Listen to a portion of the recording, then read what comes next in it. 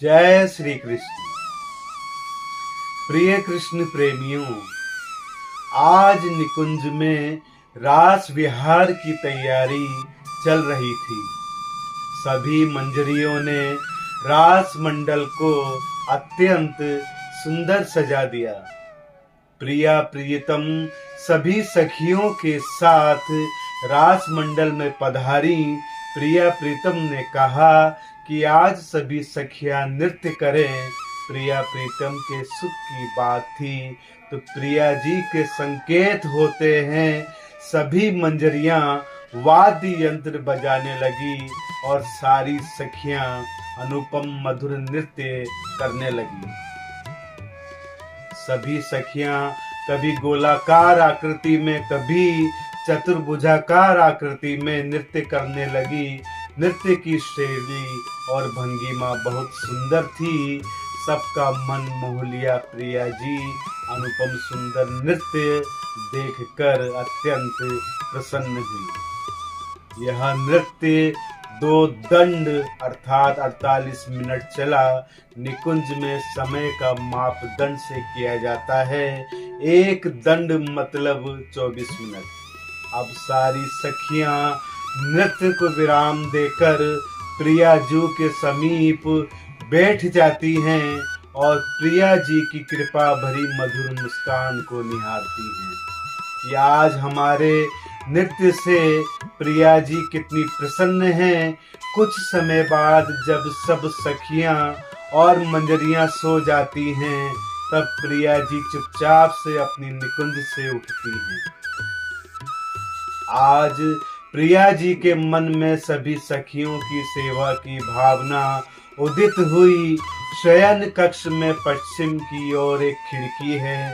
प्रिया जी उस खिड़की से बाहर निकल कर आती हैं। प्रिया जी ने ललिता जी का रूप धरा, मोर पंख रूपी वस्त्र धारण किए और सबसे पहले सुदेवी के कुंज में प्रवेश करती हैं। सुदेवी के पास जाती हैं। सुदेवी जी ने पूछा, कौन हो? राधा रानी ने ललिता जी के रूप में कहा, मैं ललिता हूँ। सुदेवी जी ने पूछा, इस समय कैसे आना हुआ? राधा जी ने कहा, आज तुम नृत्य करते करते बहुत थक गई हो, इसलिए मैं तुम्हारे पैर दबाने आई हूँ जिससे तुम्हारी थकान दूर हो जाए। सुदेवी ने कहा, यह उचित नहीं है, आप हमसे बड़ी हैं। तब ललिता रूपी प्रिया जी ने कहा, शोर मत करो, चुपचाप लेटी रहो, मैं थोड़ी देर ही पैर दबाऊंगी। सुदेवी जी मौन हो जाती हैं। ललिता रूपी प्रिया जी पैर दबाती हैं। थोड़ी देर में ही सुदेवी जी की थकान दूर हो जाती है।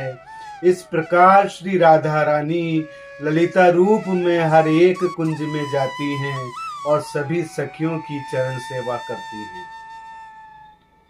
अंत में जब ललिता जी के कुंज में जाती हैं तब प्रिया जी ने अपने को तुंग विद्या के रूप में श्रृंगार किया और कुंज में प्रवेश किया। ललिता जी ने पूछा, कौन हो? प्रिया जी ने तुंग विद्या रूप में कहा कि मैं तुंग विद्या हूँ।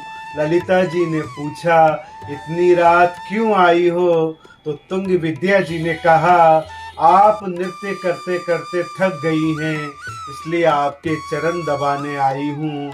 तब ललिता जी ने कहा, ठीक है। तब प्रिया जी ने ललिता जी के चरण सेवा की। थोड़ी देर में ललिता जी को बहुत आराम मिला और फिर सो गई। अगले दिन प्रातःकाल स्नान से निवृत्त होकर सभी सखियां ललिता जी के पास जाती हैं और कहती हैं, आपने रात में जो सेवा की थी ऐसा करना उचित नहीं है, हमें बहुत संकोच हुआ। आपसे निवेदन है कि भविष्य में ऐसी सेवा ना करें। तब ललिता जी ने कहा, मैंने कौन सी सेवा की है? तब सखियों ने कहा, कल रात आपने हम सभी सखियों के चरण सेवा की थी जिससे हमें आराम मिले। आप हमसे बड़े हैं, हमें आपसे सेवा लेने में बहुत संकोच आता है। तब ललिता जी ने कहा, मैंने तो कोई सेवा नहीं की, मेरे पास तो स्वयं तुंग विद्या चरण दबाने आई थी। मैं तो किसी कुंज में नहीं गई। तब सभी सखियां समझ गई, जरूर प्रियाजू ने आज हमारी सेवा की। सभी सखियों को बहुत संकोच हुआ। सभी प्रियाजू के पास गईं और बोली, प्रिया जी यह क्या है, कल आपने हमारी चरण सेवा की।